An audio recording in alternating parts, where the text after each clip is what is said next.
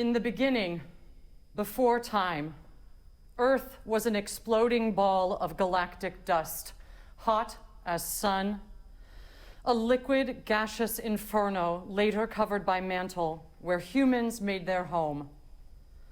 On a cycle of its own, the Earth's core explodes, molten lava swells, seeks a portal. Plates shift, volcanoes erupt, and certain humans fall prey to the spewed fire. They look inside where love might be, but find there hate, revenge, violence. So, another scourge of bigotry and death.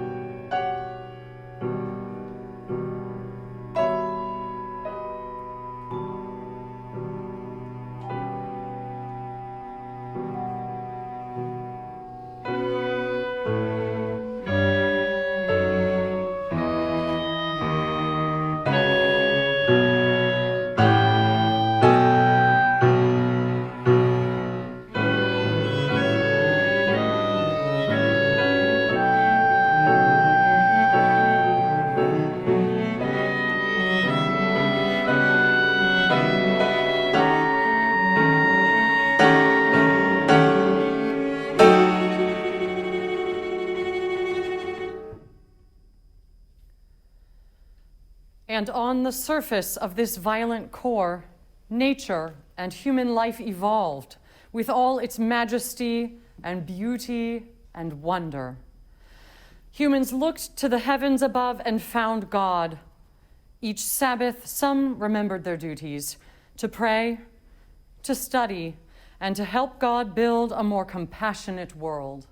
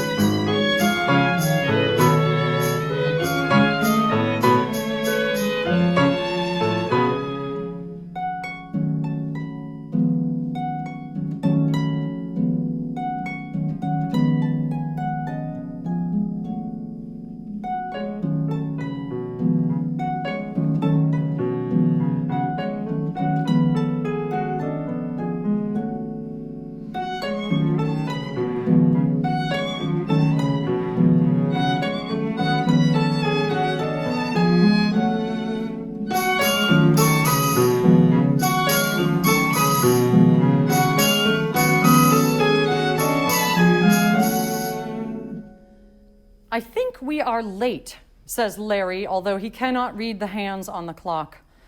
Not too late, reassures his brother Daniel, who can barely make out the time himself. The brothers are on their way to Sabbath services at the Tree of Life Synagogue. Larry tips his hat to a lady passing by. "You look beautiful today," he says. The lady smiles. "Good morning, Mr. Mayor." "I'm not really the mayor," he confides to his brother. "I just pretend." Daniel does not mind looking after his older brother as he has done for 50 years. Some call the brothers simple. Others say they are children of God.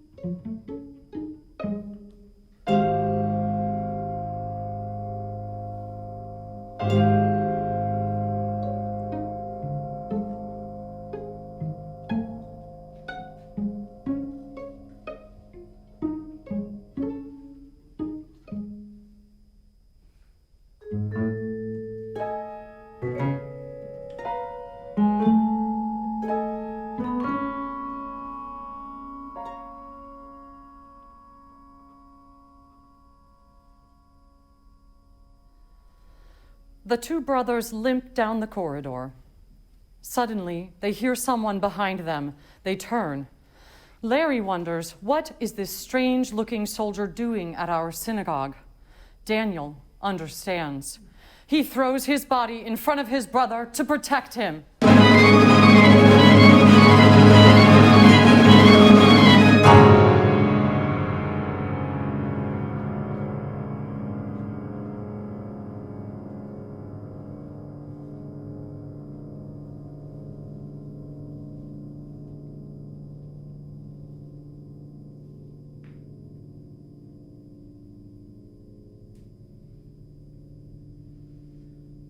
Robert Bowers awakens this day with purpose and mission. Fire in his belly. Bowers has had enough. Jews threaten his world. Robert, a proud ally of the white supremacist movement, follows the website GAB closely. Jews, the website says, are financing hordes of immigrants who flood U.S. borders. And here locally in Pittsburgh, a nearby synagogue supports the resettlement of Syrian refugees. I can't sit by and watch my people get slaughtered.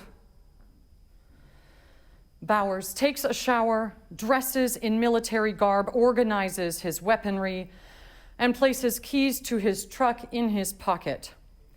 He looks in the mirror and sees a determined, neatly bearded, middle-aged man in good physical condition, his cheeks ruddy with anticipation and fire. He plots his drive to the Squirrel Hill neighborhood and the Tree of Life Synagogue. There, Jews will be gathering for their Sabbath.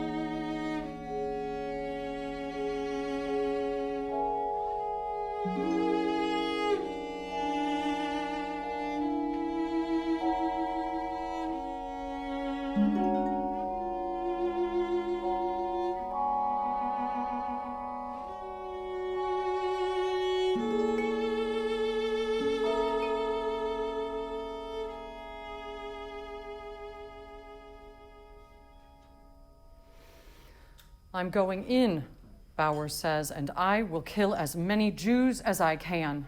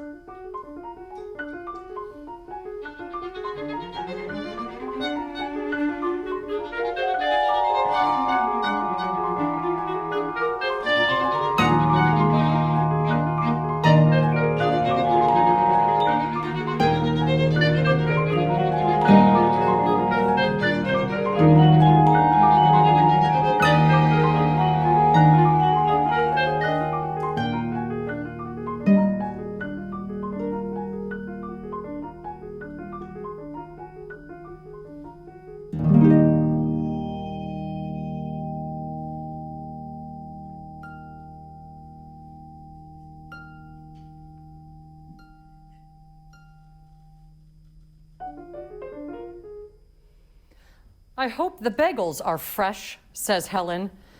I know they are, counters Sherry. My husband just bought them. She reaches to slice the bagels with Helen. No, thank you, I can do this myself, says Helen, guarding the congregation's new bagel slicer. Has the coffee perked yet? Sherry scurries to the opposite side of the kitchen where 2 large pots are brewing. Not yet. Sherry remembers Lester's idea. She reaches in the cabinet for coffee mugs. We will use the clay ones rather than the plastic so we don't add to the planet's waste.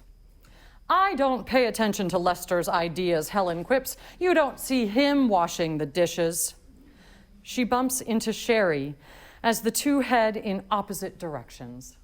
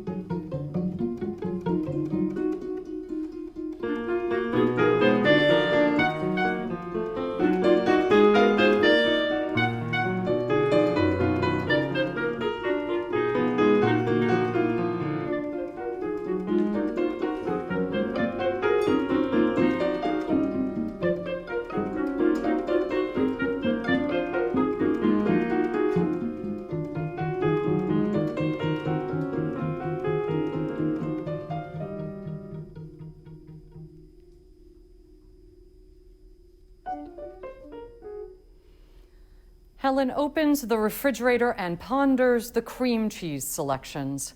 Plain, veggie, lox, dill. The kosher kitchen brings back smells of childhood. Sherry inspects the large loaves of twisted bread, challah. She enjoys the new traditions her husband has taught her. The 2 take turns pouring Manischewitz grape juice into individual cups.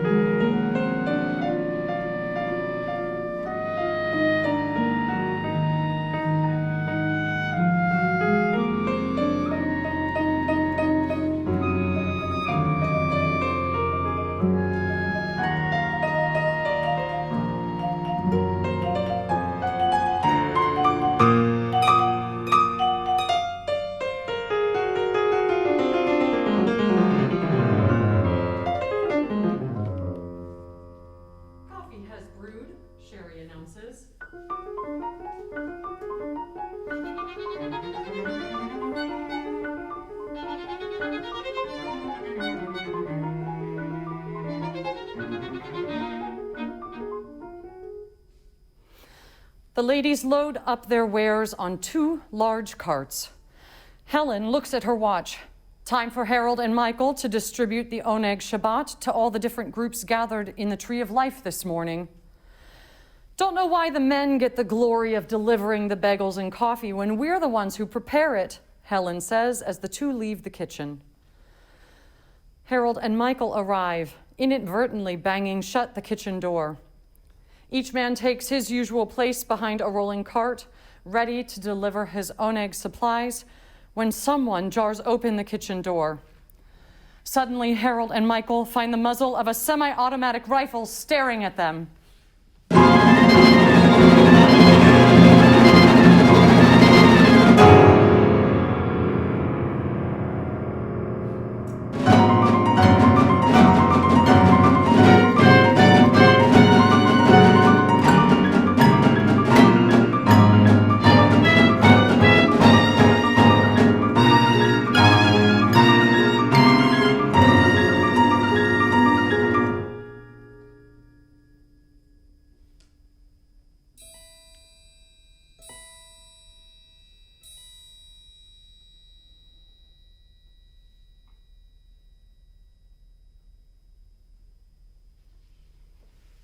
Dr. Jimmy likes jazz. He likes to improvise. The music in his mind differs from the ancient chants around him.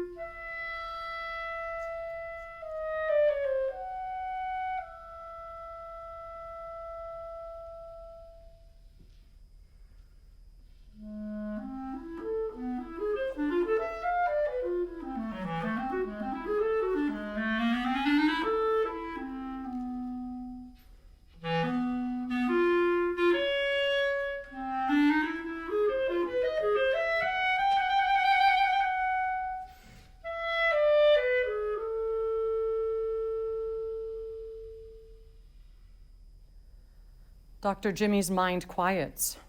Prayerful musings with his dead brothers syncopate his Sabbath, until rapid, high-pitched metallic sounds catch his ear. Firecrackers in the distance, he thinks, but they come from inside the building. They might be shots. Someone needs to find out what's going on. Call 911, he instructs Sydney, seated next to him at Sabbath services. I'm going out there. Sydney presses Jimmy's arm to stay, but Jimmy has made up his mind.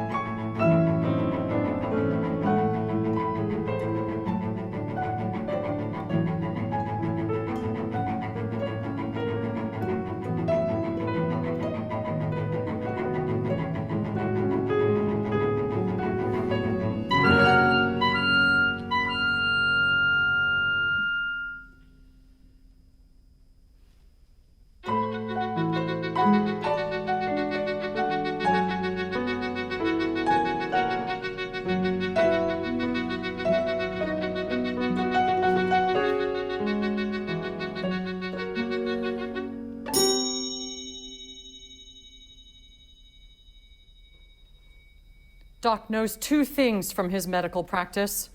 You can't fix something unless you know what's wrong. And if he is right about the gunshots, there are injured people who need help. Time to diagnose the problem, time to improvise. The sounds are definitely from the basement.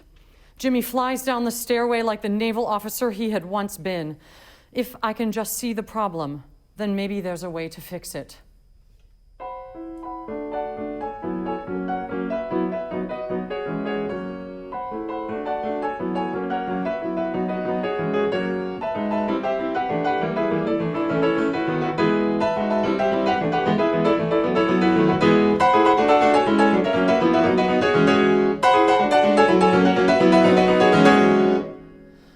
Robert Bowers is climbing the same stairwell.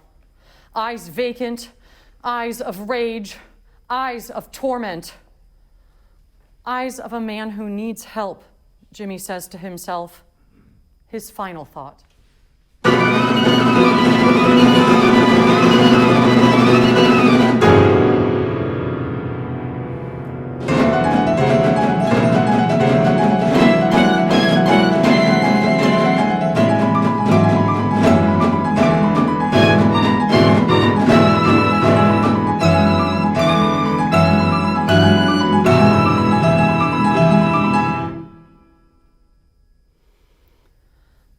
Abby and Jack are regulars at Tree of Life Sabbath services.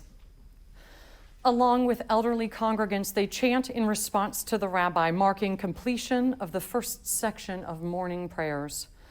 This is their community, but fear penetrates the chapel's walls as dangerous sounds herald the killer's coming.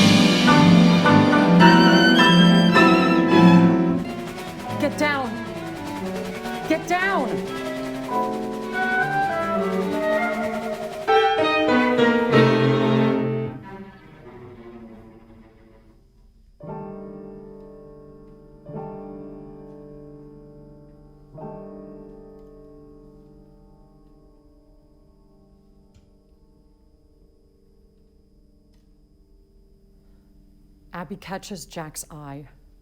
The two quickly escape through a back door.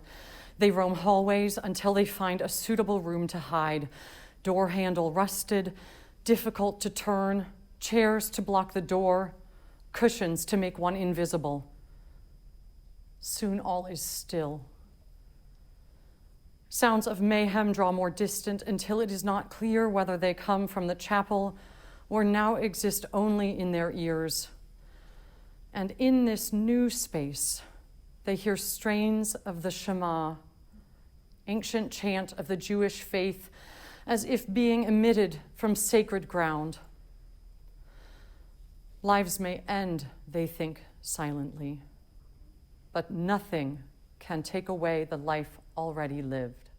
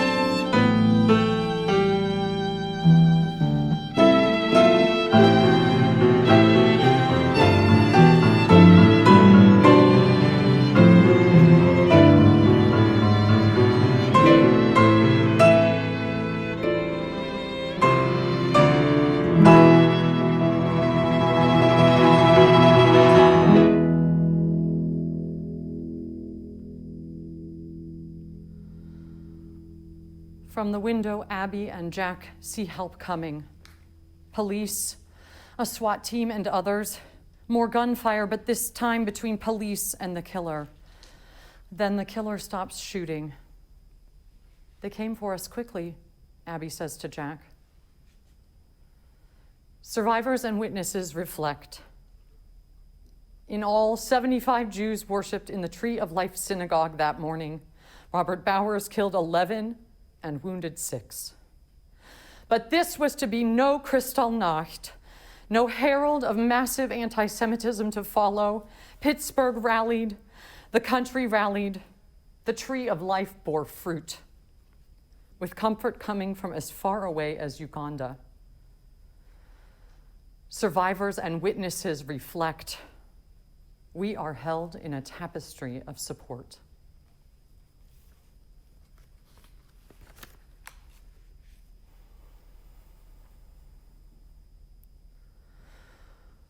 The next few days were brutal. Time for burials, time to complete the Kaddish, time to grieve, time for soul catchers to lift spirits to the heavens.